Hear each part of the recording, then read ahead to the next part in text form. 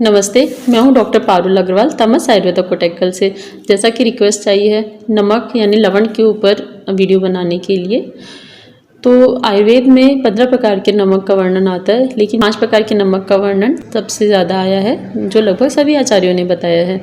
इसमें है सेंधा नमक यानी सेंधव लवण, सवारचल लवण, सामुद्रिक लवण, विड लवण और औद्भिक लवण। इसमें भी मुख्य रूप से 3 लवण का प्रयोग व्यवहार में सबसे ज़्यादा होता है, जिसमें है सेंधा लवण, सामुद्रिक लवण और सवारचल लवण। सवारचल लवण को आप काले नमक या ब्लैक सॉल्ट के नाम से जानते हैं, सामुद्रिक लवण को आप टेबल सॉल्ट या नॉर्मल सॉल्ट के नाम से जानते हैं और सेंधव लवण को आप रॉक सॉल्ट के नाम से जानते हैं। जनरली जितने भी नमक होते हैं स्निग्ध, उष्ण, तीक्ष्ण और दीपनीय गुण के होते हैं, रोचक होते हैं।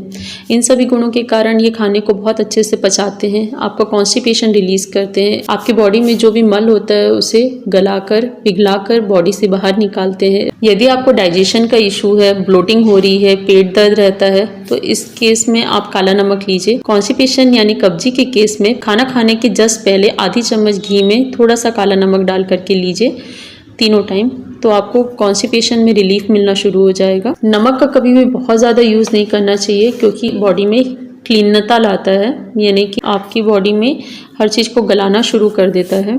ग्लानि यानी हर्ष कच है, यानी कि अगर आप ज़्यादा नमक लेते हैं तो आप हमेशा लिथार्जी फील करेंगे। शैथिल्य उत्पन्न करता है। शैथिल्य का मतलब होता है कि आपको स्फूर्ति का अभाव होगा, हर्ष का अभाव होगा, यानी आपका कोई भी काम करने का मन नहीं करेगा। उसके अलावा hair fall, greying of hair, wrinkles, ये सब इश्यूज आते हैं। इसके अलावा डायबिटीज़ के केस में जितना शक्कर कम करना ज़रूरी है या शक्कर बंद करना ज़रूरी है, उतना ही नमक कम करना भी ज़रूरी है। नमक शक्कर से ज़्यादा नुकसानदायक होता है। नमक आँखों को भी नुकसान पहुँचाता है। सिर्फ सेंधा ऐसा नमक है जो आँखों को नुकसान नहीं पहुँचाता और अनुष्ण होता है, इसलिए हम डेली यूज़ में सेंधा नमक लेने के लिए कहते हैं।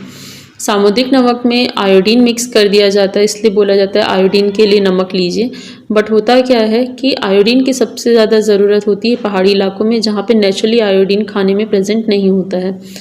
पठारी एरिया में या कोस्टल एरिया में खाने में आयोडीन प्रेजेंट होता है, जितनी मात्रा में बॉडी को चाहिए उतनी मात्रा में। और अगर आप सामुद्रिक लवण का यूज़ करते हैं तो जैसे ही आप उसको गर्म करते हैं या गर्म चीज़ों में डालते हैं उसमें से आयोडीन उड़ जाता है, तो वैसे भी उसका कोई फ़ायदा नहीं है। इसलिए सेंधा नमक बॉडी के लिए ज़्यादा अच्छा है। बट अगर आपको डाइजेशन इशूज़ हैं, जैसे कि आपका खाना अच्छे से पचता नहीं, आपको ब्लोटिंग रहती है, आपको एसिडिटी रहती है, इन दैट केस आप काला नमक यूज़ कीजिए, वो आपके लिए ज़्यादा फ़ायदेमंद होगा। और किसी भी प्रकार की जानकारी के लिए नीचे दिए गए नंबर पर संपर्क कीजिए। और आपको किसी और टॉपिक पे वीडियो चाहिए या जानकारी चाहिए तो प्लीज़ कमेंट बॉक्स में कमेंट करें। धन्यवाद।